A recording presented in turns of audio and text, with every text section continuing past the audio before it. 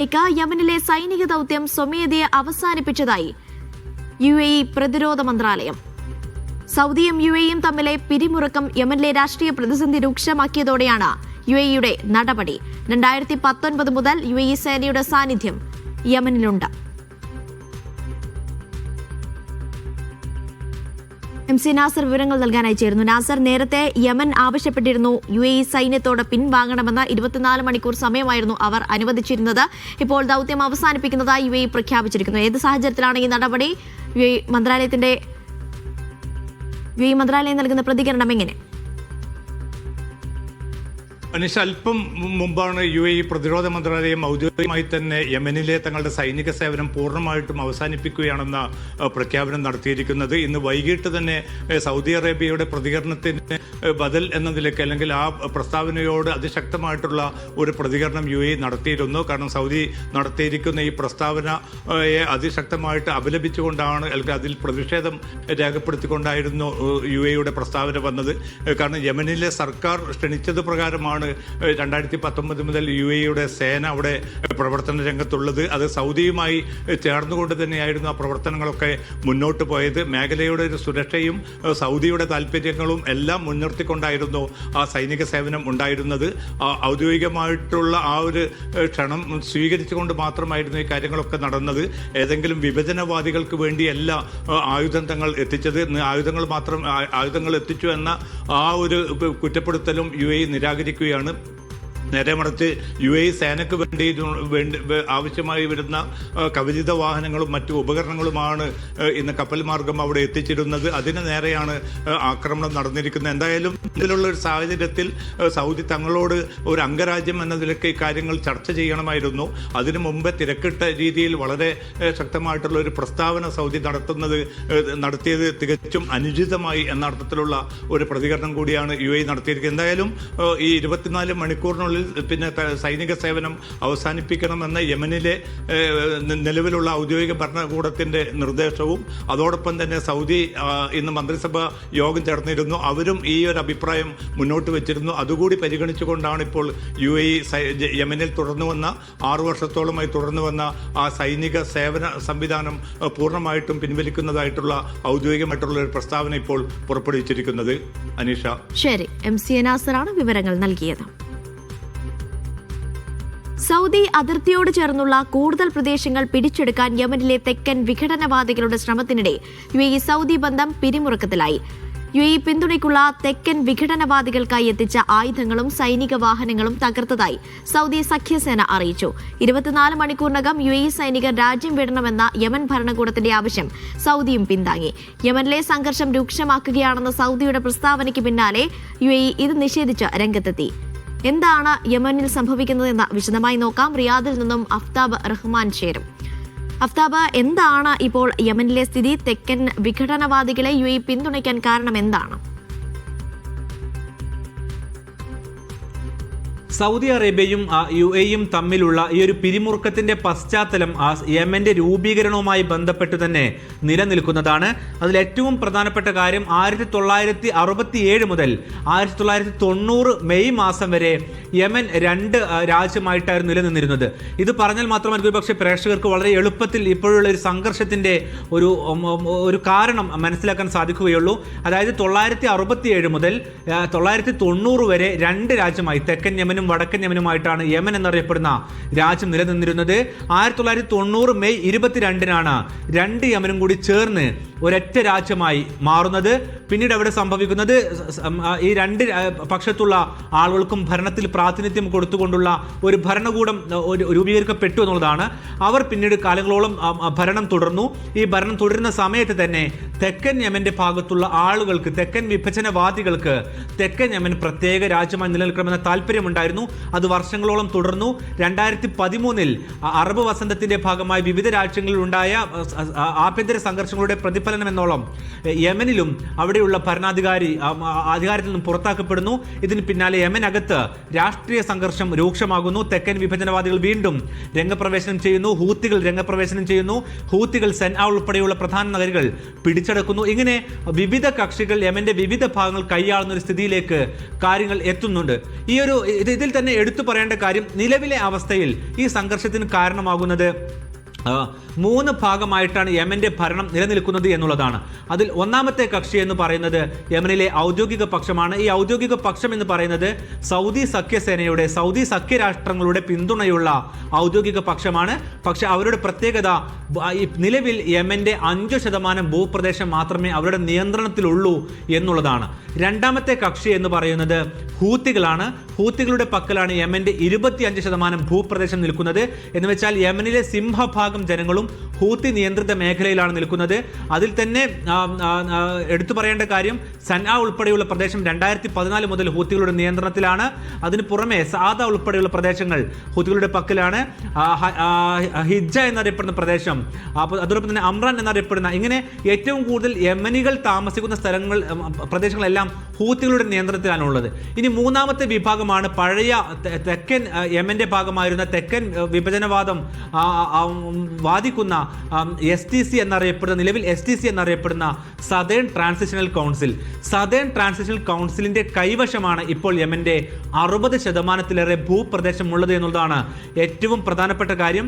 എന്ന് വെച്ചാൽ ഹലറമൗത്ത് ഉൾപ്പെടെയുള്ള വളരെ പ്രധാനപ്പെട്ട ഭാഗങ്ങൾ അവർ STC ഏദൻ ആസ്ഥാനമായിക്കൊണ്ടാണ് ഇപ്പോൾ യമനെ ഭരിക്കുന്നത്. ഹൂത്തികൾ സൻആ ആസ്ഥാനമാക്കിക്കൊണ്ടാണ് യമനെ ഭരിക്കുന്നത്.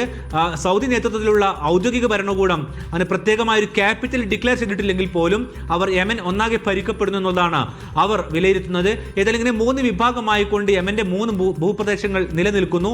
അതിൽ ഇപ്പോഴുള്ള ഒരു സംഘർഷത്തിന്റെ കാരണം ഈ സദേൺ ട്രാൻസിഷണൽ കൗൺസിലിന്റെ കൈവശമുള്ള ഭൂപ്രദേശം എന്ന് പറയുന്നത് വളരെ തന്ത്രപ്രധാനമായ മേഖലയാണ്. അതുതന്നെയാണ് ഇതിൽ UAE-ക്കുള്ള താല്പര്യം എന്നുള്ളത് വിവിധ അന്താരാഷ്ട്ര മാധ്യമങ്ങളും ഈ രാഷ്ട്രങ്ങളും യമൻ ഉൾപ്പെടെയുള്ള രാജ്യങ്ങളും ആരോപിക്കുന്നുണ്ട്. അതിന് കാരണം ഹലറമൗത്ത് മുതൽ ചെങ്കടൽ തീരത്തോട് ചേർന്ന് നിൽക്കുന്ന ഭൂപ്രദേശം മുഴുവൻ ഇപ്പോൾ STCയുടെ നിയന്ത്രണത്തിലാണ്. അങ്ങനെ വന്നു കഴിഞ്ഞാൽ അതുവഴിയുള്ള കപ്പൽ പാതകൾ കൂടുതൽ സുരക്ഷിതമായി കൊണ്ടുപോകാൻ UAE-ക്ക് സാധിക്കുമെന്നുള്ളതാണ് അതിൽ പറയുന്നത്. മറ്റൊന്ന്, ഹലറമൗത്ത് ഉൾപ്പെടെയുള്ള എണ്ണ സമ്പന്നമായ പ്രദേശം STCയുടെ കൈവശം വന്നാൽ അതും ഒരു താല്പര്യമായി നിലനിൽക്കുന്നു. ഇതിനെല്ലാത്തിനും പുറമെ മൂന്നാമത്തെയും വളരെ പ്രധാനപ്പെട്ടതുമായ രാഷ്ട്രീയ താല്പര്യം എന്ന് പറയുന്നത് മുസ്ലിം ബ്രദർഹുഡ് പിന്തുണയുള്ള, അല്ലെങ്കിൽ മുസ്ലിം ബ്രദർഹുഡുമായി മികച്ച ബന്ധം നിലനിർത്തുന്ന അൽ ഇസ്ലാഹ് പാർട്ടിയാണ് യമൻ നിലവിൽ ഭരിച്ചുകൊണ്ടിരിക്കുന്നത്.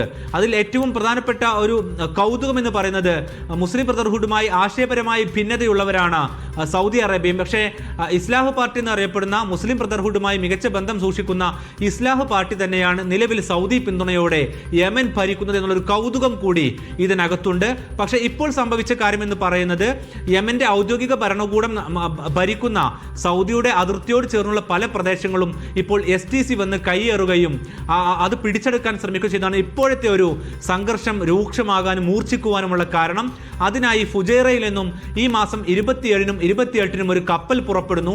ആ കപ്പലിൽ സൈനിക വാഹനങ്ങൾ എത്തുന്നു. അത് UAE പിന്തുണയുള്ള ഈ സൈനിക വാഹനങ്ങളും ആയുധങ്ങളും എല്ലാം തന്നെ സദേൺ ട്രാൻസിഷണൽ കൗൺസിലിന് വേണ്ടി എത്തിച്ചതാണ് എന്നുള്ളതാണ് സൗദി സഖ്യസേനയും യമൻ ഭരണകൂടവും ആരോപിക്കുന്നത്.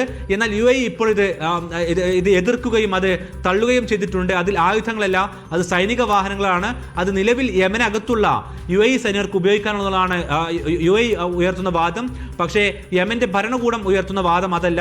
അത് തെക്കൻ വിഭജനവാദികൾക്ക് കൂടുതൽ പ്രദേശങ്ങൾ കൈയടക്കാനുള്ള ഒരു വഴിയായിട്ടാണ് നൽകുന്നത് എന്നുള്ളതാണ് ഇവർ ഉന്നയിക്കുന്ന വാദം. അതോടൊപ്പം തന്നെ ഇസ്രായേലുമായി മികച്ച നയതന്ത്ര ബന്ധമുള്ള ഒരു രാജ്യം എന്നുള്ള നിലക്ക് UAE-യുടെ ഈ നീക്കം കൂടുതൽ പ്രയാസം സൃഷ്ടിക്കുമെന്നുള്ളൊരു വാദം കൂടി യമൻ ഉന്നയിക്കുന്നുണ്ട്. ഈ തരത്തിൽ അതിസങ്കീർണമായിട്ടുള്ള ഒരു സ്ഥിതിവിശേഷത്തിലാണ് നിലവിൽ യമനകത്തുള്ള ആഭ്യന്തര ചിത്രമുള്ളത്. സൗദി അറേബ്യയെ സംബന്ധിച്ചിടത്തോളം അവരുടെ അതിർത്തി ഞങ്ങൾക്ക് ഏറ്റവും സുരക്ഷിതമാക്കി നിർത്തൽ തങ്ങളുടെ ആവശ്യമാണെന്ന് സൗദി പറയുന്നു. ഞങ്ങളുടെ സുരക്ഷ എന്ന് പറയുന്നത് ഞങ്ങളുടെ റെഡ് ലൈൻ ആണ് എന്നവർ പറയുന്നു.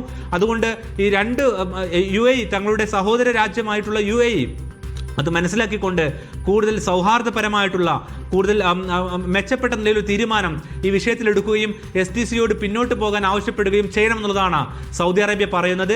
UAE അതിനോട് അനുഭവപൂർണ്ണമായിട്ടുള്ള മറുപടിയാണ് ഇപ്പോൾ നൽകിയിട്ടുള്ളത്. UAE പറയുന്നത് സംഘർഷത്തിലേക്ക് പോകുന്ന സാഹചര്യം ഒഴിവാക്കണമെന്നുള്ളതാണ് പറയുന്നത്. UAE STCയെ പിന്തുണക്കുന്നുണ്ടോ ഇല്ലയോ എന്നുള്ള കാര്യമൊന്നും ഇപ്പോൾ പറഞ്ഞിട്ടില്ല. പക്ഷേ ആയുധങ്ങൾ അതിനായി എത്തിച്ചതല്ല എന്നതാണ് അവർ പറയുന്ന വാദം. ഏതായാലും സംഘർഷം ലഘൂകരിക്കപ്പെടുന്ന ഒരു സ്ഥിതിവിശേഷത്തിലേക്ക് പോകണം എന്നുള്ളൊരു കാര്യത്തിലേക്ക് രണ്ടു കൂട്ടരും നിലവിലെത്തിയിട്ടുണ്ട്. പക്ഷേ ഈ സംഘർഷം പെട്ടെന്ന് അവസാനിക്കുമെന്ന് കരുതാനാകില്ല. കാരണം സൗദി അറേബ്യ ഉന്നയിച്ച അതിർത്തികളിൽ നിന്ന് പിൻവാങ്ങണമെന്നുള്ള സൗദി അറേബ്യയുടെ ആവശ്യം STC ഇപ്പോൾ തന്നെ തള്ളിയിട്ടുണ്ട്. ഇന്ന് രാവിലെ ഉണ്ടായ മറ്റൊരു പ്രധാനപ്പെട്ട കാര്യം, UAE-യിൽ നിന്നും എത്തിയതായി പറയുന്ന കപ്പലിൽ നിന്നും ഇറക്കിയ വാഹനങ്ങൾക്ക് നേരെ സൗദി സഖ്യസേന ആക്രമണം നടത്തുകയും അതിൽ നിരവധി വാഹനങ്ങൾ നശിപ്പിക്കുകയും ചെയ്തിട്ടുണ്ട്. ഇതൊരു മുന്നറിയിപ്പായിട്ടാണ് സൗദി സഖ്യസേന ഈ ആക്രമണം നടത്തിയിട്ടുള്ളത്. തുടർന്നും സമാനമായ രീതിയിൽ തന്നെ മുന്നോട്ട് പോകാനാണ് ഉദ്ദേശിക്കുന്നത് എങ്കിൽ വീണ്ടും തിരിച്ചടി ഉണ്ടാകുമെന്ന് സൗദി സഖ്യസേന മുന്നറിയിപ്പ് നൽകുന്നുണ്ട്. നിലവിൽ STC ഈ സഖ്യസേനയിൽ നിന്നും നേരത്തെ പിൻവാങ്ങിയിട്ടുണ്ട്. പല രാജ്യങ്ങളും സമാനമായ രീതിയിൽ തന്നെ യമനിലെ സംഘർഷം ഒഴിവാക്കുന്നതിന്റെ ഭാഗമായിട്ട് പിൻവാങ്ങിയിട്ടുണ്ട്. ഇതിൽ ഹൂത്തികളുമായി വലിയ അഭിപ്രായ വ്യത്യാസമുള്ളവരായിരുന്നു സൗദി അറേബ്യ. പക്ഷേ സൗദി കിരീടാവകാശി മുഹമ്മദ് ബിൻ സൽമാൻ രാജകുമാരൻ നേതൃത്വത്തിൽ ഹൂത്തികളുടെ നേതാക്കളെ സൗദിയുടെ റിയാദിലേക്ക് ക്ഷണിക്കുകയും അവരുമായി കൂടിക്കാഴ്ച നടത്തുകയും യമനിലെ സംഘർഷം അവസാനിപ്പിച്ച് സമാധാനപരമായ ഒരു അന്തരീക്ഷത്തിലേക്ക് പോകാൻ തങ്ങൾ തയ്യാറാണെന്ന് അറിയിക്കുകയും ചെയ്തതാണ്. മാത്രവുമല്ല ഹൂത്തികളും സൗദിയുടെ തലസ്ഥാനമായ റിയാദിൽ എത്തിക്കൊണ്ട് സൗദിയുടെ ഭരണ നേതൃത്വത്തിലെ മുതിർന്നവരുമായി ആലിംഗനം ചെയ്യുകയും ഈ ഒരു സംഘർഷത്തിന് അയവരുത്താൻ തങ്ങൾ തയ്യാറാണെന്ന് അറിയിക്കുകയും ചെയ്തതാണ്. പക്ഷേ രാഷ്ട്രീയപരമായിട്ടുള്ള STC-യുമായുള്ള പ്രശ്നം, ഔദ്യോഗിക പക്ഷവുമായുള്ള പ്രശ്നം, ഇതെല്ലാമാണ് യമനിലെ യുദ്ധം അവസാനിപ്പിക്കുവാനുള്ള ഒരു പ്രധാനപ്പെട്ട തടസ്സമായി നിൽക്കുന്നത്. സൗദി അറേബ്യയെ സംബന്ധിച്ചിടത്തോളം ഈ യുദ്ധം അവസാനിപ്പിക്കൽ നിർബന്ധമാണ്. കാരണം അവിടെ അതിർത്തി രാജ്യമാണ്. അവിടെ സംഘർഷം നിലനിർത്തിക്കൊണ്ട് സൗദി അറേബ്യ എന്ന രാജ്യത്തിന് മാത്രമായി വളരാനാകില്ല. ഒപ്പം എല്ലാവരും വളരണമെന്നതാണ് സൗദി അറേബ്യയുടെ നിലവിലുള്ള പോളിസി. അതുകൊണ്ടാണ് ഇറാനുമായി ഉൾപ്പെടെ സൗദി അറേബ്യ മികച്ച ബന്ധത്തിലേക്ക് പോവുകയും കൂടുതൽ വ്യാപാര കരാറിലേക്ക് അടക്കം പോവുകയും ചെയ്തത്. ഇപ്പോഴേ ഈ സംഘർഷത്തിൽ ഇനി ഇടപെടാവുന്ന ഒരു കക്ഷി എന്ന് പറയുന്നത് ഒമാനാണ്. ഒമാൻ ഉൾപ്പെടെയുള്ള രാജ്യങ്ങൾ ഈ വിഷയത്തിൽ ഇടപെടുകയും പ്രശ്നം പരിഹരിക്കാൻ ശ്രമിക്കുകയും ചെയ്തുകൊണ്ടിരിക്കുന്നുണ്ട്. അത് എത്രമാത്രം വിജയം കാണുമെന്നുള്ളത് ഈ യമൻ അകത്തുള്ള വിവിധ ഫാക്ഷനുകൾ, വിവിധ കക്ഷികൾ അവർ അതിനോട് എങ്ങനെ പ്രതികരിക്കുന്നു എന്നതിനെ ആശ്രയിച്ചാകും നിലനിൽക്കുക.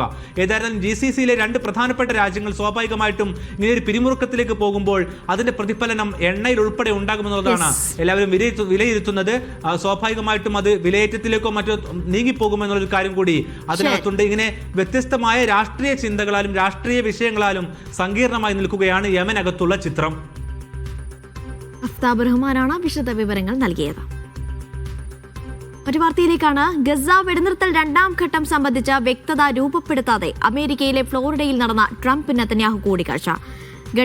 രണ്ടാം ഘട്ടം ഉടൻ ഉണ്ടാകുമെന്ന് ട്രംപ് പറഞ്ഞു. ഹമാസിനെ നിരായുധീകരിക്കുകയോ തുടച്ചു നീക്കുകയോ ചെയ്യുമെന്നും ഇറാൻ ഭീഷണി ഇല്ലാതാക്കുമെന്നും ട്രംപിന്റെ മുന്നറിയിപ്പ്.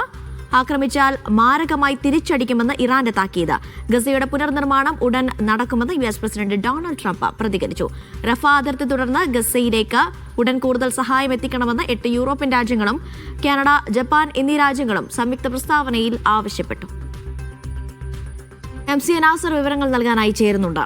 MC നാസർ, ഈ പറഞ്ഞതുപോലെ തന്നെ ആദ്യഘട്ട കരാർ യാഥാർത്ഥ്യമായതിനു ശേഷവും ഗസയിൽ ആക്രമണം തുടർന്ന് ഇസ്രായേലിനെയാണ് കണ്ടത്. അതുകൊണ്ട് തന്നെ ഇന്നലെ അർദ്ധരാത്രിയോട് നടന്ന കൂടിക്കാഴ്ചയെ വലിയ പ്രതീക്ഷയോടെയാണ് ലോകം ഉറ്റുനോക്കിയത്. പക്ഷേ ആ കൂടിക്കാഴ്ചയിൽ പ്രതീക്ഷിച്ച പോലെ ഒന്നും സംഭവിച്ചിട്ടൊന്നുമില്ല എന്നതാണ് യാഥാർത്ഥ്യം. രണ്ടാം ഘട്ടം ഉടൻ യാഥാർത്ഥ്യമാകും എന്ന് പറയുമ്പോഴും എന്താണ് അതിലിപ്പോൾ നിലനിൽക്കുന്ന അനിശ്ചിതത്വം? ഇസ്രായേലിന്റെ എന്ത് നിലപാടാണ് അവിടെ നിലനിൽക്കുന്നത്? നസർ. അനിഷ, വലിയ പ്രതീക്ഷയോടുകൂടി തന്നെ ആയിരുന്നു ഇന്നലെ ഇസ്രായേൽ പ്രധാനമന്ത്രി ബെന്യാമിൻ നെതന്യാഹുവും അതോടൊപ്പം തന്നെ അമേരിക്കൻ പ്രസിഡന്റ് ഡൊണാൾഡ് ട്രംപും തമ്മിൽ ഫ്ലോറിഡയിൽ നടന്ന ചർച്ച. ദീർഘനേരം ആ ചർച്ചകൾ നടന്നു. അതിൻ്റെ ഔദ്യോഗികമായിട്ടുള്ള വിവരങ്ങൾ ഇനിയും, ഔദ്യോഗികമായിട്ടുള്ള ഒരു പ്രതികരണം ഇനിയും പുറത്തു വന്നിട്ടില്ല. കാരണം എന്ന് മുതൽ ഈ രണ്ടാം ഘട്ട വെടിനിർത്തൽ പ്രാബല്യത്തിൽ വരും, എന്തായിരിക്കും അതിൻ്റെ സ്വഭാവം, ഏതർത്ഥത്തിലായിരിക്കും ആ വെടിനിർത്തലിൻ്റെ രണ്ടാം ഘട്ടം മുന്നോട്ട് പോവുക എന്നതുൾപ്പെടെയുള്ള പ്രധാന ചോദ്യങ്ങൾക്ക് ഇനിയും ഉത്തരം നൽകാൻ ട്രംപോ നെതന്യാഹുവോ തയ്യാറായിട്ടില്ല. പക്ഷേ തത്വത്തിൽ ഈ രണ്ടാം ഘട്ടവുമായിട്ട് അമേരിക്ക മുന്നോട്ട് പോകാൻ തീരുമാനിച്ചതായിട്ടാണ് അമേരിക്കൻ മാധ്യമങ്ങളും അതോടൊപ്പം തന്നെ ഇസ്രായേൽ മാധ്യമങ്ങളും വ്യക്തമാക്കുന്നത്. ചില വിയോജിപ്പുകൾ വളരെ ശക്തമായി തന്നെ ഇസ്രായേൽ പ്രധാനമന്ത്രി നെതന്യാഹു മുന്നോട്ട് വെച്ചിരുന്നു. കാരണം ഹമാസിനെ പൂർണ്ണമായിട്ടും നിരായുധീകരിക്കണം, അതോടൊപ്പം തന്നെ അവസാനമായിട്ട് ലഭിക്കേണ്ട ഒരു ബന്ദിയുടെ മൃതദേഹം ഉടൻ വിട്ടുകിട്ടണം, എങ്കിൽ മാത്രമേ രണ്ടാം ഘട്ടത്തിലേക്ക് കടക്കാൻ സാധിക്കൂ എന്നതുൾപ്പെടെയുള്ള വാദങ്ങളായിരുന്നു ആവശ്യമായിരുന്നു നെതന്യാഹു ഉന്നയിച്ചിരുന്നത്.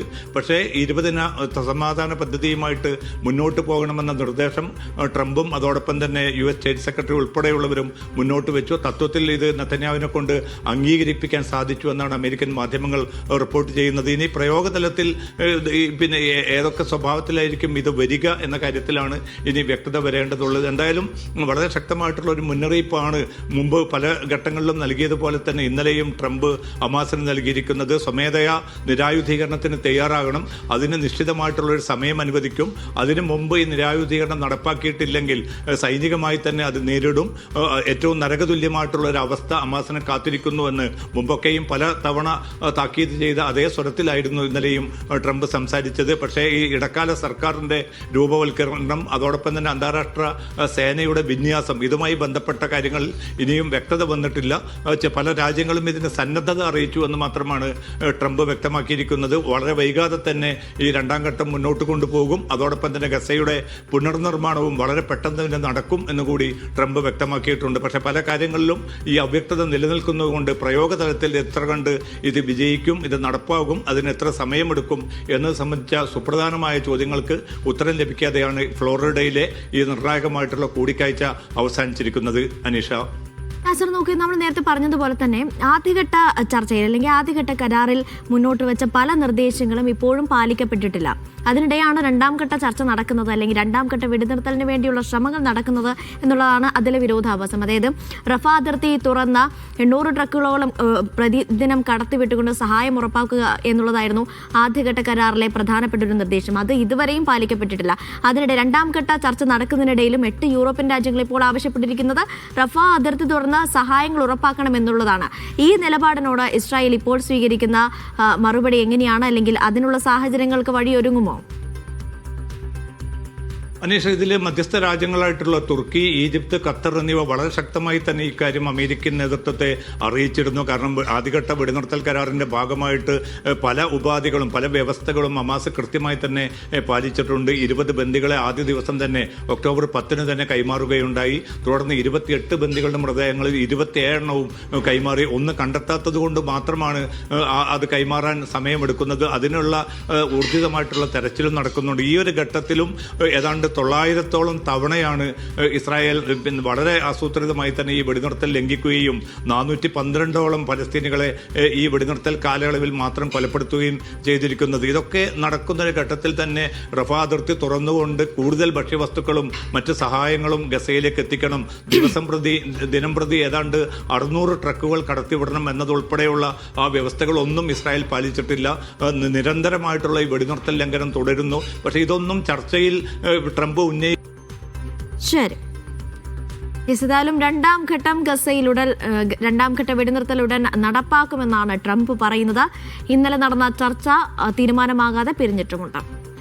പുതുവത്സര രാവിൽ റെക്കോർഡ് വെടിക്കെട്ടുകൾ കൊണ്ടും ഡ്രോൺ ഷോകൾ കൊണ്ടും അമ്പരപ്പിക്കാനൊരുങ്ങി UAE. പുതുവത്സരം ആഘോഷിക്കാൻ ലോകരാജ്യങ്ങളിൽ നിന്ന് UAEയിലേക്ക് സഞ്ചാരികളുടെ ഒഴുക്കാണ്. റെക്കോർഡുകൾ തകർക്കാൻ അബുദാബി ഇത്തവണയും കച്ചകെട്ടിയിറങ്ങുകയാണ്. അൽവത്ബയിലെ ഷെയ്ഖ് സായിദ് ഫെസ്റ്റിവലിൽ തുടർച്ചയായി 62 മിനിറ്റാണ് ആകാശം വർണ്ണങ്ങൾ കൊണ്ട് നിറയുക. 3 പുതിയ ഗിന്നസ് വേൾഡ് റെക്കോർഡുകൾ ലക്ഷ്യമിട്ടുള്ള ഈ വെടിക്കെട്ടിന് പുറമെ 1000-ലേറെ ഡ്രോണുകൾ അണിനിരക്കുന്ന മെഗാ ഷോയും നടക്കും. ബുർജ് ഖലീഫ തന്നെയാണ് ദുബൈയിലെ ആഘോഷങ്ങളുടെ പ്രധാനി. ഇത്തവണ ബിയോണ്ട് ഡ്രീംസ് എന്ന പ്രമേയത്തിൽ അവതരിപ്പിക്കുന്ന വെടിക്കെട്ട് കഴിഞ്ഞ വർഷത്തേക്കാൾ വിപുലമായിരിക്കും. തൊട്ടടുത്ത് തന്നെ ദുബൈ ഫ്രെയിമും പുതുവത്സരത്തെ വരവേൽക്കാൻ വർണ്ണാഭമായ ഒരുക്കങ്ങൾ പൂർത്തിയാക്കി കഴിഞ്ഞു. ഗ്ലോബൽ വില്ലേജിൽ 7 വ്യത്യസ്ത രാജ്യങ്ങളിലെ സമയക്രമം അനുസരിച്ച് 7 തവണയാണ് വെടിക്കെട്ട് നടക്കുക. കഴിഞ്ഞ വർഷത്തെ സ്വന്തം റെക്കോർഡ് തകർക്കുക എന്ന ലക്ഷ്യത്തോടെയാണ് റാസൽ ഖൈമ ഇത്തവണയും രംഗത്തുള്ളത്. അൽ മർജാൻ ഐലൻഡിൽ നിന്ന് 6 കിലോമീറ്റർ നീളത്തിൽ കടലിന് മുകളിൽ 15 മിനിറ്റ് നീളുന്ന കരിമരുന്ന് പ്രയോഗമാണ് നടക്കുക. ലോകത്തിലെ ഏറ്റവും വലിയ ആകാശ ചിത്രങ്ങൾ വെടിക്കെട്ടിലൂടെ തീർക്കാനാണ് ലക്ഷ്യം. Media 1 Dubai. ദുബൈയിൽ പുതുവത്സരാഘോഷങ്ങളുടെ ഭാഗമായി പൊതു പാർക്കുകളുടെയും വിനോദ സൗകര്യങ്ങളുടെയും സമയം ക്രമീകരിച്ചു മുനിസിപ്പാലിറ്റി. പുതുവത്സര രാവിൽ 40 കേന്ദ്രങ്ങളിലായി 48 ഇടങ്ങളിലാണ് ദുബൈയിൽ വെടിക്കെട്ടുകൾ പ്രഖ്യാപിച്ചിരിക്കുന്നത്. പ്രധാന റോഡുകളിൽ നാളെ വൈകിട്ട് 4 മണി മുതൽ ഘട്ടം ഘട്ടമായി ട്രാഫിക് നിയന്ത്രണവും ഏർപ്പെടുത്തിയിട്ടുണ്ട്. പുതുക്കിയ സമയക്രമം നാളെയും പുതുവത്സര ദിനത്തിലും ബാധകമാകും. അൽസഫ, സബീൽ പാർക്ക്, ക്രീക്ക് പാർക്ക് തുടങ്ങി പ്രധാന പാർക്കുകൾ രാവിലെ മുതൽ അർദ്ധരാത്രി വരെ തുറക്കും. സഫ പാർക്ക്, സബീൽ പാർക്ക് എന്നിവ പുലർച്ചെ 1 മണി വരെയും ക്രീക്ക് പാർക്കും മുഷ്രിഫ് പാർക്കും അർദ്ധരാത്രി 12 മണി വരെയും പ്രവർത്തിക്കും. ഇതിനു പുറമെ ദുബൈ ഫ്രെയിമിൽ ഇത്തവണ ആദ്യമായി വെടിക്കെട്ടിനൊപ്പം വിപുലമായ ഡ്രോൺ ഷോയും ഒരുക്കിയിട്ടുണ്ട്. ദുബൈ ഫ്രെയിം രാവിലെ 8 മുതൽ രാത്രി 9 മണി വരെ സന്ദർശകർക്കായി തുറന്നു നൽകും. Burj Khalifa, Burj Al Arab, global village, JBR തുടങ്ങി നഗരത്തിന്റെ വിവിധ ഭാഗങ്ങളിൽ വെടിക്കെട്ട് ദൃശ്യമാകും. തിരക്കൊഴിവാക്കാനായി കൂടുതൽ സുരക്ഷാ ഉദ്യോഗസ്ഥരെയും പാർക്കിംഗ് സൗകര്യങ്ങളും ഏർപ്പെടുത്തിയിട്ടുണ്ട്. റോഡുകളിലെ തിരക്ക് കണക്കിലെടുത്ത് മെട്രോ സർവീസുകൾ തുടർച്ചയായി 43 മണിക്കൂർ പ്രവർത്തിക്കുമെന്നും അധികൃതർ അറിയിച്ചു. ഗ്ലോബൽ വില്ലേജിൽ 7 രാജ്യങ്ങളിലെ സമയക്രമം അനുസരിച്ച് 7 തവണ വെടിക്കെട്ട് നടക്കും. ബുധനാഴ്ച വൈകുന്നേരം 4 മണി മുതൽ ദുബൈ ഡൗൺ ടൗൺ മേഖലയിലെ പ്രധാന റോഡുകൾ ഘട്ടം ഘട്ടമായി അടക്കും. തിരക്കൊഴിവാക്കാൻ പൊതുജനങ്ങൾ മെട്രോ ഉൾപ്പെടെയുള്ള പൊതുഗതാഗത സംവിധാനങ്ങൾ ഉപയോഗിക്കണമെന്ന് അധികൃതർ നിർദ്ദേശിച്ചു. അതേസമയം ആഘോഷത്തിന്റെ ഭാഗമായി 4 പൊതു ബീച്ചുകളിൽ പ്രവേശനം കുടുംബങ്ങൾക്ക് മാത്രമാക്കി.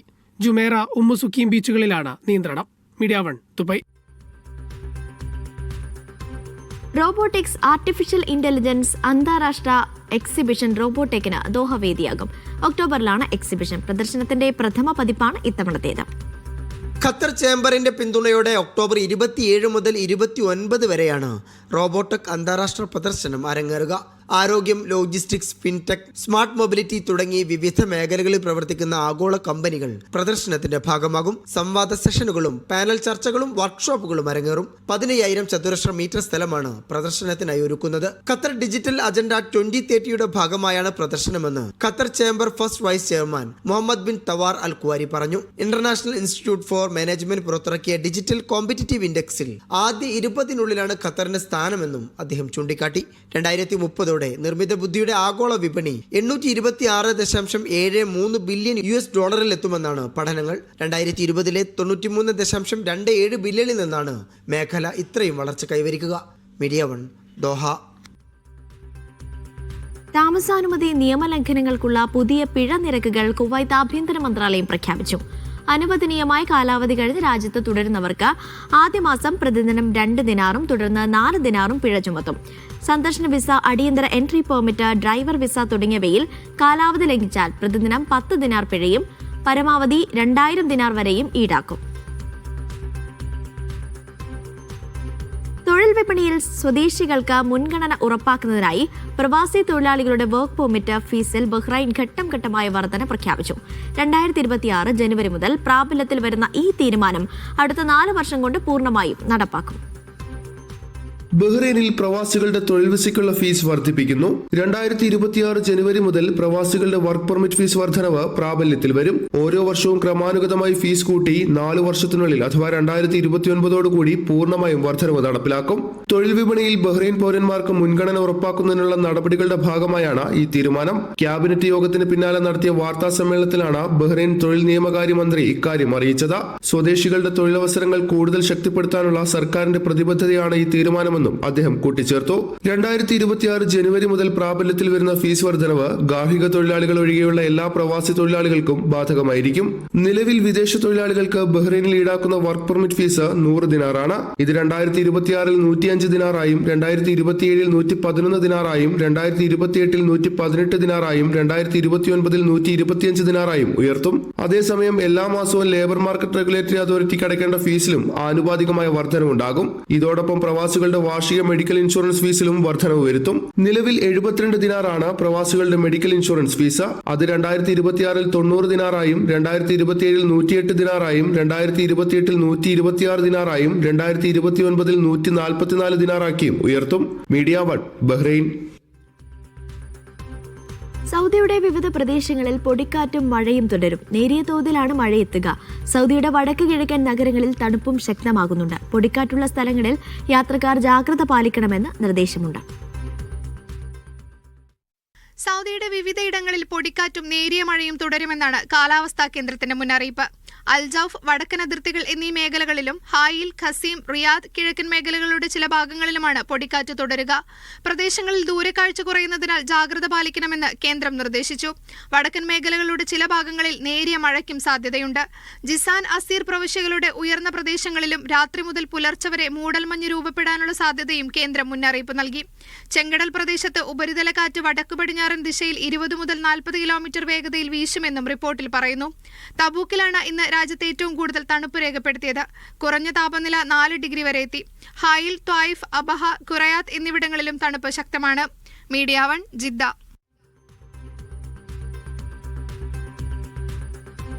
സൗദിയിലെ ഹായിലിൽ സ്കൂളുകളുടെ പ്രവർത്തന സമയത്തിൽ മാറ്റം വരുത്തി. തണുപ്പ് വർദ്ധിച്ച സാഹചര്യത്തിലാണ് പുതിയ സമയക്രമം.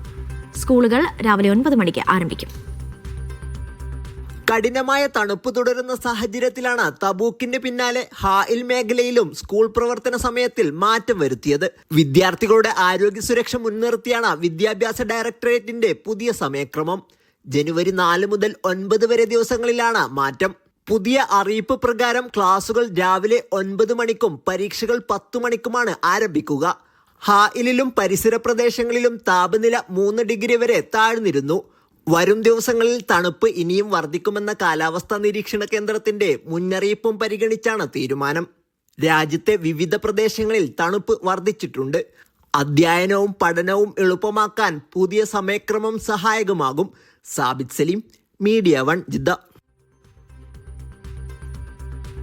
യുഎഇയിൽ ഇന്നും ശക്തമായ പൊടിക്കാറ്റ്. വടക്ക് പടിഞ്ഞാറൻ കാറ്റിനെ തുടർന്ന് രാജ്യത്ത് യെല്ലോ അലർട്ടും പ്രഖ്യാപിച്ചിരുന്നു. പൊടിക്കാറ്റിനെ തുടർന്ന് ദൂരക്കാഴ്ച കുറഞ്ഞതിനാൽ വാഹനങ്ങൾ ജാഗ്രത പാലിക്കണമെന്നും മുന്നറിയിപ്പുണ്ട്. മണിക്കൂറിൽ 40 കിലോമീറ്റർ വരെ വേഗതയിലാണ് കാറ്റ് വീശിയത്. വരും ദിവസങ്ങളിലും ശക്തമായ കാറ്റുണ്ടാകാൻ സാധ്യതയുണ്ടെന്നും മുന്നറിയിപ്പുണ്ട്. ഒമാനിൽ ഉപഭോക്തൃ സംരക്ഷണ അതോറിറ്റിയുടെ വെബ്സൈറ്റിന്റെ വ്യാജം നിർമ്മിച്ച് തട്ടിപ്പ് നടക്കുന്നുണ്ടെന്ന് റോയൽ ഒമാൻ പോലീസ് അറിയിച്ചു. അക്കൗണ്ട് വിവരങ്ങൾ ശേഖരിച്ച് ഉപഭോക്താക്കളുടെ അക്കൗണ്ടുകളിൽ നിന്ന് പണം പിൻവലിക്കുന്നതായാണ് തട്ടിപ്പ് സംഘത്തിന്റെ രീതിയെന്നും ROP പറയുന്നു. ഒമാനിൽ ഉപഭോക്തൃ സംരക്ഷണ അതോറിറ്റിയുടെ വെബ്സൈറ്റിന്റെ വ്യാജം നിർമ്മിച്ച് ഓൺലൈൻ തട്ടിപ്പുകൾ വർദ്ധിക്കുന്നതായി റോയൽ ഒമാൻ പോലീസിന്റെ മുന്നറിയിപ്പ്. തട്ടിപ്പുകാർ ഔദ്യോഗിക സൈറ്റിന്റെ ഡിസൈനും ഉള്ളടക്കവും സമാനമായി രൂപകൽപ്പന ചെയ്താണ് പ്രവർത്തിക്കുന്നത്. ഇതുവഴി ഉപഭോക്താക്കളുടെ വ്യക്തിഗത വിവരങ്ങളും ബാങ്കിംഗ് വിശദാംശങ്ങളും കൈക്കലാക്കുകയാണ്. പിന്നീട് ഈ ഡാറ്റ ഉപയോഗിച്ച് ഇരകളുടെ അക്കൗണ്ടിൽ നിന്ന് പണം പിൻവലിക്കുന്നതുമാണ് രീതി. ഒമാനിൽ ഇത്തരം തട്ടിപ്പ് ശ്രമങ്ങൾ വർദ്ധിക്കുന്നതായി criminal investigation and enquiries and general director നിരീക്ഷിച്ചിട്ടുണ്ട്. ഓൺലൈൻ പ്ലാറ്റ്ഫോമുകളിലായി ഇടപെടുമ്പോൾ ജാഗ്രത പുലർത്താനും വിവരങ്ങൾ നൽകുന്നതിന് മുമ്പ് വെബ്സൈറ്റിന്റെ ആധികാരികത ഉറപ്പാക്കാനും അധികൃതർ നിർദ്ദേശിക്കുന്നുണ്ട്. സേവനങ്ങൾ നൽകുമ്പോൾ ഉപഭോക്തൃ സംരക്ഷണ അതോറിറ്റി ബാങ്ക് കാർഡ് വിശദാംശങ്ങളോ സെൻസിറ്റീവ് ഫിനാൻഷ്യൽ വിവരങ്ങളോ ആവശ്യപ്പെടാറില്ലെന്ന് അധികൃതർ പറയുന്നുണ്ട്. ഔദ്യോഗിക സർക്കാർ ചാനലുകൾ മാത്രം ഉപയോഗിക്കാനും സംശയാസ്പദമായ പ്രവർത്തനങ്ങൾ ഉടൻ റിപ്പോർട്ട് ചെയ്യാനും പൊതുജനങ്ങളോട് പോലീസ് ആവശ്യപ്പെട്ടു. Media 1 Muscat.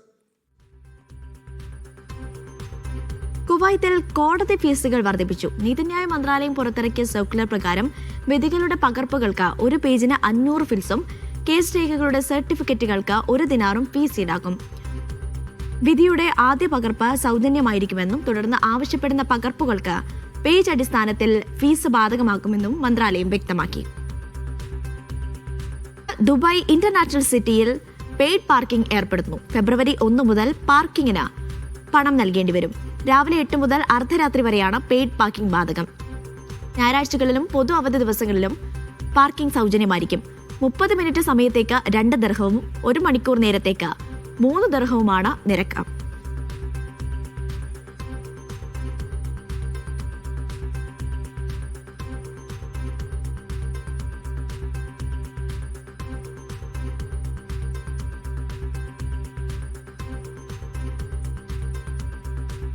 യുഎഇയിലെ സ്വകാര്യ മേഖലയിൽ ജോലി ചെയ്യുന്ന സ്വദേശി ജീവനക്കാരുടെ കുറഞ്ഞ ശമ്പളം 6000 ദിർഹമാക്കി. ജനുവരി 1 മുതൽ പുതിയ ശമ്പള വ്യവസ്ഥ നിലവിൽ വരും. യുഎഇ മാനവ വിഭവശേഷി സ്വദേശീവൽക്കരണ മന്ത്രാലയത്തിന്റേതാണ് ഉത്തരവ്.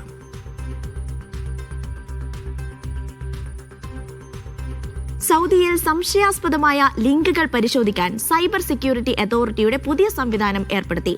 ലിങ്കുകളിൽ ക്ലിക്ക് ചെയ്യുന്നതിന് മുമ്പ് ഇവ കോപ്പി ചെയ്ത് വിശ്വാസ്യത ഉറപ്പാക്കാൻ കഴിയും. ഇതിനായി പ്രത്യേക പ്ലാറ്റ്ഫോമാണ് ഒരുക്കിയിട്ടുള്ളത്. tahqiq.hasin.gov.sa എന്ന വെബ്സൈറ്റ് ഉപയോഗിച്ചാണ് ലിങ്കുകളുടെ വിശ്വാസ്യത ഉറപ്പാക്കാൻ കഴിയുക. ക്ലിക്ക് ചെയ്യുന്നതിന് മുൻപ് ലിങ്കുകൾ പേസ്റ്റ് ചെയ്ത് ഇവിടെ പരിശോധിക്കാം. ഇതിലൂടെ ലിങ്ക് വ്യാജമാണെങ്കിൽ മനസ്സിലാക്കാൻ കഴിയും. ഇതുവഴി തട്ടിപ്പുകൾ തടയലാണ് ലക്ഷ്യം. വാട്സപ്പ് വഴിയും സംവിധാനം ഉപയോഗപ്പെടുത്താം. വാട്സപ്പ് നമ്പറിലേക്ക് ലിങ്കുകൾ അയച്ചാലും സേവനം ലഭ്യമാകും. സൈബർ സെക്യൂരിറ്റി അതോറിറ്റിയുടെ തഹ്ഖഖ് പ്ലാറ്റ്ഫോം വഴിയാണ് പുതിയ സൗകര്യം ലഭ്യമാക്കുന്നത്. ഡാറ്റകൾ ചോർത്തൽ, സൈബർ സുരക്ഷയെക്കുറിച്ചുള്ള അജ്ഞത തുടങ്ങിയവ ഇല്ലാതാക്കലാണ് ലക്ഷ്യം. സൈബർ കുറ്റകൃത്യങ്ങൾ വ്യാപകമാകുന്ന സാഹചര്യത്തിലാണ് തീരുമാനം. Vishal Cherpulassery, media 1, Riyadh. Saudi bin Laden ഗ്രൂപ്പിന്റെ കടങ്ങൾ ഏറ്റെടുത്ത സൗദി ധനമന്ത്രാലയം ഭൂരിഭാഗം ഓഹരിയും ഔദ്യോഗികമായി സ്വന്തമാക്കി. കമ്പനിയുടെ നിലവിലുള്ള കടങ്ങൾ ഓഹരികളാക്കി മാറ്റി മൂലധനം വർദ്ധിപ്പിക്കാൻ ഓഹരി ഉടമകൾ അനുമതി നൽകിയതോടെയാണ് ഇത് സാധ്യമായത്. ജിദ്ദ ടവർ ഉൾപ്പെടെ വൻകിട പദ്ധതികളിൽ കമ്പനി ഇതോടെ സജീവമാകും. ഒരു കാലത്ത് സൗദിയിലെ ഏറ്റവും വലിയ നിർമ്മാണ കമ്പനിയായിരുന്നു ബിൻ ലാദൻ ഗ്രൂപ്പ്.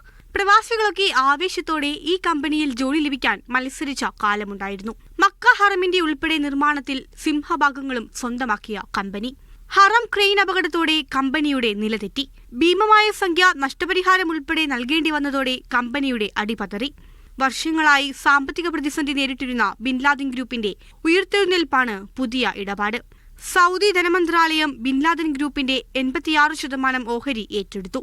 ഇതോടെ ധനമന്ത്രാലയം കടങ്ങൾ ഓഹരികളാക്കി മാറ്റി. ഇതോടെ കമ്പനിയുടെ ഭാരിച്ച കടബാധ്യതകൾ തീർക്കാനാകും. ബാലൻസ് ഷീറ്റ് ശക്തമാകുകയും പ്രവർത്തനം കൂടുതൽ സുഗമമാവുകയും ചെയ്യും. നേരത്തെ ധനമന്ത്രാലയം ബാങ്കുകളുമായി ചേർന്ന് 23 ബില്യൺ റിയാലോളം വായ്പയും ക്രമീകരിച്ചിരുന്നു. ആയിരക്കണക്കിന് ഇന്ത്യക്കാരുൾപ്പെടെ ജോലി ചെയ്തിരുന്ന ബിൻ ലാദൻ ഗ്രൂപ്പിന്റെ തിരിച്ചുവരവ് റിയൽ എസ്റ്റേറ്റ് രംഗത്തും തൊഴിൽ രംഗത്തും ഉണർവുണ്ടാക്കും. 2 കിലോമീറ്റർ ഉയരത്തിൽ ലോകത്തിലെ ഏറ്റവും വലിയ കെട്ടിടമാകാൻ ഒരുങ്ങുന്ന ജിദ്ദ ടവർ നിർമ്മാണം കമ്പനിയാകും പൂർത്തിയാക്കുക. Media 1, Riyadh. ജിദ്ദയിലെ പുതിയ ഇന്ത്യൻ ഹജ്ജ് കൌൺസിലുമായി സദഫ് ചൌധരി ചുമതലയേറ്റു. ഹജ്ജ് കൌൺസിൽ തസ്തികയിലെത്തുന്ന ആദ്യ വനിതാ IFS ഉദ്യോഗസ്ഥയാണ് സദഫ് ചൌധരി. ഉത്തരാഖണ്ഡിലെ റൂർക്കി സ്വദേശിയാണ്. സൗദിയിൽ ഇന്ത്യൻ ഹജ്ജ് തീർത്ഥാടകരുടെ കാര്യങ്ങൾ ഏകോപിപ്പിക്കുന്ന ചുമതല ഇദ്ദേഹത്തിനായിരിക്കും. ബീഹാറിലെ ചമ്പാരൻ സ്വദേശിയാണ്.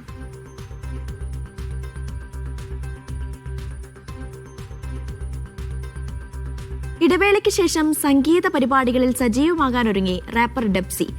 2.5 മണിക്കൂറുള്ള പടം 2.5 മിനിറ്റുള്ള സ്നിപ്പറ്റ് വെച്ച് ജഡ്ജ് ചെയ്യാൻ കഴിയില്ലെന്നായിരുന്നു സൗദിയിലെ സംഗീത പരിപാടിയെക്കുറിച്ചുള്ള ട്രോളുകളോട് ഡെബ്സിയുടെ മറുപടി. ദുബൈയിൽ നടക്കുന്ന പുതുവത്സര ആഘോഷ പരിപാടിയിലൂടെയാണ് ഡെബ്സി വീണ്ടും വേദിയിലേക്ക് എത്തുന്നത്. അതിനെ ഒരു ഒറ്റ മറുപടിയുള്ളൂ. 2.5 മണിക്കൂറുള്ള ഒരു പടം 5 മിനിറ്റുള്ള ഒരു സ്നിപ്പറ്റ് വെച്ചിട്ട് നമുക്ക് ജഡ്ജ് ചെയ്യാൻ കഴിയില്ല. ട്രോളുന്നവരോട് കൂടുതൽ വിശദീകരിക്കാനില്ല. ഒരു കയറ്റത്തിനപ്പുറം ഒരിറക്കവും ഉണ്ടാകും. നല്ലത് മാത്രം സംഭവിക്കണം, അതിന് ലൈഫ് എന്ന് പറയില്ലല്ലോ. അത് വേറെ എന്തെങ്കിലുമായിട്ട് എനിക്ക് തോന്നുന്നു. സോ ഇറക്കും കയറ്റും ഒക്കെ കൂടിയിട്ടുള്ള ഒരു പരിപാടിയാണെന്ന് വിശ്വസിക്കുന്നത്. ഇന്ന പറഞ്ഞിട്ടുള്ള വിശ്വസിക്കണം. That's it. Every hardship there is an ease. ദുബൈയിലെ പുതുവത്സരാഘോഷ പരിപാടിയായ സൗത്ത് കാർണിവലിൽ പ്രധാന ഗായകനായാണ് ഡെബ്സി തിരിച്ചെത്തുന്നത്. ഇതിനു മുന്നോടിയായി മാധ്യമങ്ങളോട് സംസാരിക്കുകയായിരുന്നു അദ്ദേഹം. ബുധനാഴ്ച വൈകിട്ട് സിലിക്കൺ ഒയാസിലെ റാഡിസൺ റെഡിൽ നടക്കുന്ന പരിപാടിയിൽ ജാസി ഗിഫ്റ്റ്, ബേബി ജീൻ, തിരുമാലി തുടങ്ങിയവരും എത്തുന്നുണ്ട്. Media 1, Dubai. കുവൈത്തിലെ അബ്ബാസിയയിൽ ആഡംബര കാറുകളുമായി പ്രവാസി വിദ്യാർത്ഥികളുടെ അപകടകരമായ ആഘോഷം. നിരവധി പേരെ അറസ്റ്റ് ചെയ്തു. ജലീബ് പ്രദേശത്ത് സംഘടിപ്പിച്ച ആഘോഷത്തിനിടെയാണ് സംഭവം. അപകടകരമായ രീതിയിൽ ആഡംബര വാഹനങ്ങൾ ഓടിക്കുന്ന ദൃശ്യങ്ങൾ സമൂഹ മാധ്യമങ്ങളിൽ വ്യാപകമായി പ്രചരിച്ചതിനെ തുടർന്ന് സുരക്ഷാ ഉദ്യോഗസ്ഥർ നടത്തിയ അന്വേഷണത്തിലാണ് അറസ്റ്റ്. സ്വകാര്യ സ്കൂളിന് സമീപമാണ് ആഘോഷങ്ങൾ നടന്നത്.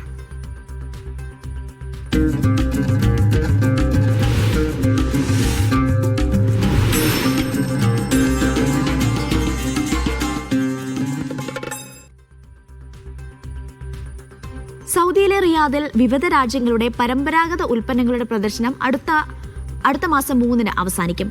ഈജിപ്ത്, കെനിയ, സൗദി തുടങ്ങിയ രാജ്യങ്ങളുടെ ഉൽപ്പന്നങ്ങളാണ് പ്രധാനമായും പ്രദർശനത്തിനും വിൽപ്പനയ്ക്കുമായി ഒരുക്കിയിട്ടുള്ളത്. റിയാദ് എക്സ്പോ സെന്ററാണ് വേദി.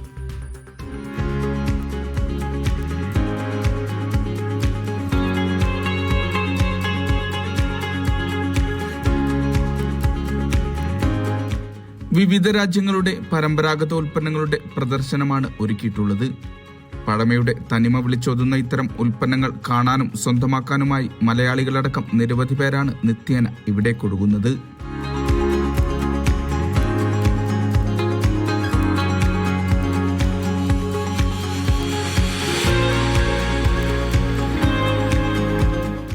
Egypt, Kenya, Saudi, Pakistan, Oman, Jordan തുടങ്ങിയ രാജ്യങ്ങളുടെ സംസ്കാരവുമായി ബന്ധപ്പെട്ട ഉൽപ്പന്നങ്ങൾ ഇവിടെ കാണാം.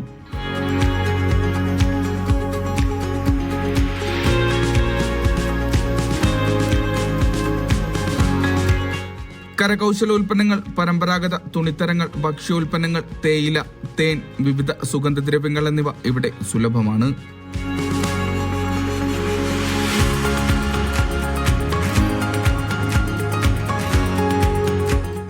വിവിധ സ്റ്റാളുകളിലായിട്ടാണ് പ്രദർശനം. ആഭരണങ്ങൾക്കും സുവനീറുകൾക്കും സൗദി പരമ്പരാഗത ചായക്കും ഇവിടെ ആരാധകർ ഏറെയാണ്.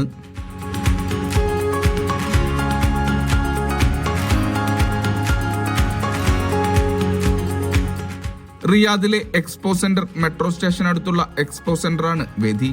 സൗജന്യ പ്രവേശനമൊരുക്കിയ മേളയിൽ കുടുംബത്തോടൊപ്പമാണ് വിവിധ രാജ്യക്കാർ എത്തുന്നത്.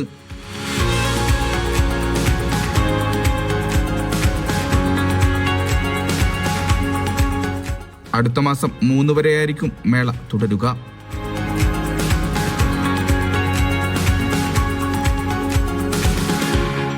Vishal Cherpulassery, media 1, Riyadh. ഇപ്പോൾ ലഭിച്ചൊരു വാർത്തയിലേക്കാണ്. കൊല്ലം ചാത്തന്നൂർ തിരുമുക്കിൽ വ്യാപാര സ്ഥാപനത്തിൽ തീപിടുത്തം. ടോറിയൻ മെറ്റൽസ് എന്ന സ്ഥാപനത്തിലാണ് തീപിടുത്തമുണ്ടായത്. ഫയർഫോഴ്സ് എത്തി തീ അണയ്ക്കാൻ ശ്രമം തുടങ്ങി.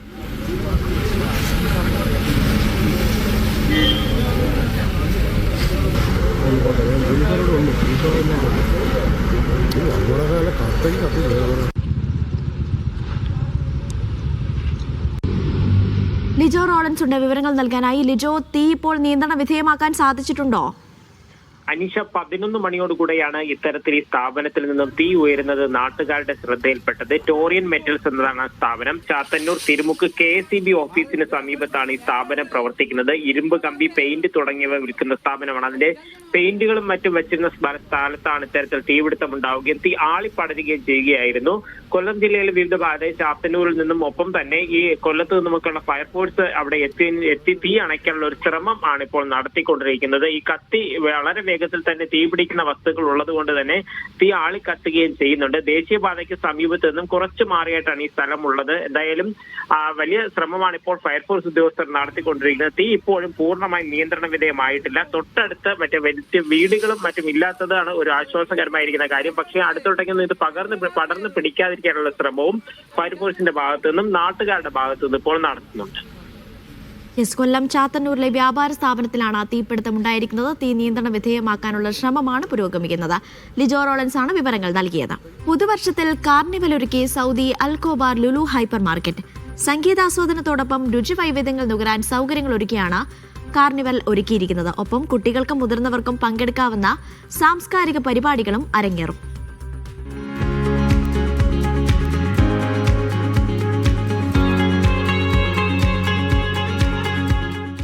ദമ്മാം അൽഖോബാർ ലുലുവിൽ പുതുവത്സരാഘോഷങ്ങളുടെ ഭാഗമായി കാർണിവലിന് തുടക്കമായി.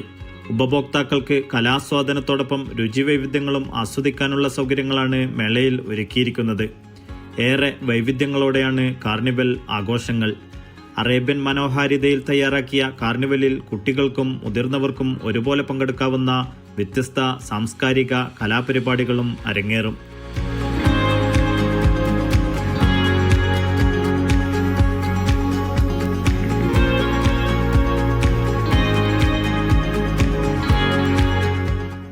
Arabic vibes, Pinoy fest, barbecue nights, radio Mirchi show തുടങ്ങി വ്യത്യസ്ത അനുഭവങ്ങളാണ് ഉപഭോക്താക്കൾക്കായി ഇവിടെ ഒരുക്കിയിരിക്കുന്നത്. ഒരാഴ്ച നീണ്ടു നിൽക്കുന്ന മേള ജനുവരി 3 വരെ തുടരും.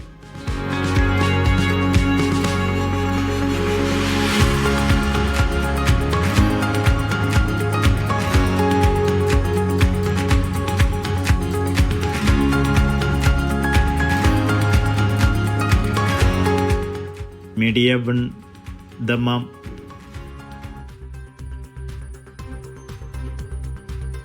പുതുവത്സരാഘോഷങ്ങളുടെ ഭാഗമായി സൗദിയിൽ new year mega midnight sale ഒരുക്കി മാർക്ക് ആൻഡ് സേവ. ഈ മാസം 31-ന് വൈകുന്നേരം 6 മണി മുതലായിരിക്കും ഓഫർ ആരംഭിക്കുക. 8 മണിക്കൂർ നീണ്ടു നിൽക്കുന്നതായിരിക്കും ഓഫർ.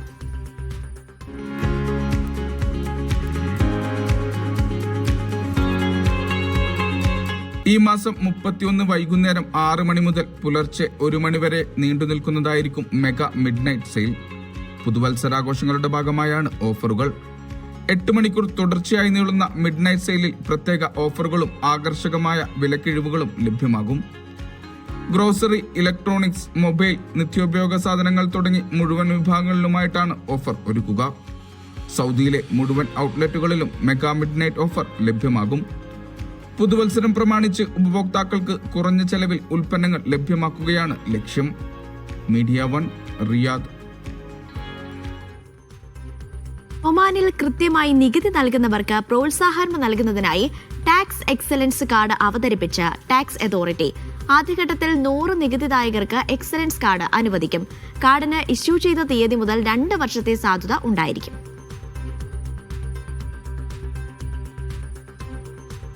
ദമാം അൽക്കോബാറിലെ ലോകകപ്പ് ഫുട്ബോൾ സ്റ്റേഡിയം നിർമ്മാണത്തിന്റെ ഏറ്റവും പുതിയ വിവരങ്ങൾ പുറത്ത്. കായിക മന്ത്രാലയമാണ് ഈ വിവരങ്ങൾ പുറത്തുവിട്ടത്. സ്റ്റേഡിയത്തിലേക്കുള്ള നടപ്പാതകളുടെയും മൈതാനത്തിന്റെയും നിർമ്മാണ പ്രവൃത്തികൾ അതിവേഗം പുരോഗമിക്കുകയാണ്. 2026 അവസാനത്തോടെ നിർമ്മാണം പൂർത്തിയാക്കാനുള്ള ഒരുക്കങ്ങളാണ് പുരോഗമിക്കുന്നത്.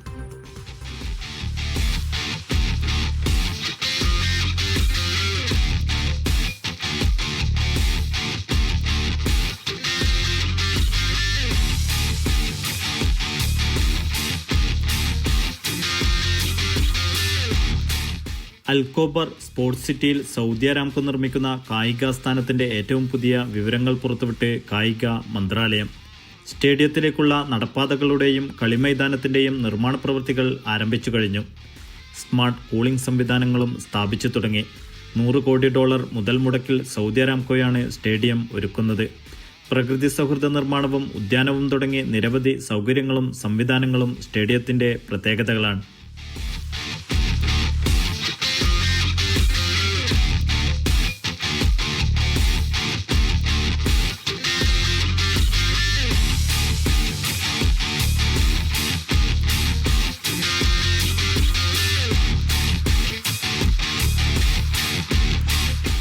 ഫുട്ബോൾ സ്റ്റേഡിയം എന്നതിലുപരി സംയോജിത മൾട്ടി ഉപയോഗ കായിക കേന്ദ്രമായാണ് സമുച്ചയം ഒരുങ്ങുന്നത്. സ്റ്റേഡിയത്തിലേക്കുള്ള പ്രവേശനം സുഗമമാക്കുന്നതിന് പ്രധാനപ്പെട്ട 3 റോഡുകളിൽ നിന്നും ഓവർ ബ്രിഡ്ജുകളും പദ്ധതിയുടെ ഭാഗമാണ്.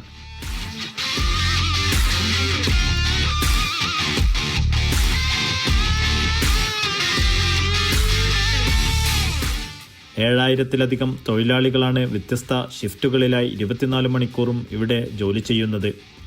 2034 ലോകകപ്പിന് പുറമെ 2027 ഏഷ്യാകപ്പ് മത്സരങ്ങൾ നടക്കുന്ന പ്രധാന വേദികളിലൊന്നു കൂടിയാണ് ഇവിടം. അൽക്കോബാറിലെ സ്റ്റേഡിയം നിർമ്മാണം പൂർത്തിയാകുന്നതോടെ അൽഖാദിസിയ ക്ലബിൻ്റെ ഹോം ഗ്രൗണ്ടായി മാറും. 47,000 സീറ്റിംഗ് കപ്പാസിറ്റിയുള്ള സ്റ്റേഡിയത്തിൻ്റെ നിർമ്മാണം 2026 പൂർത്തിയാക്കാനാണ് ലക്ഷ്യമിടുന്നത്.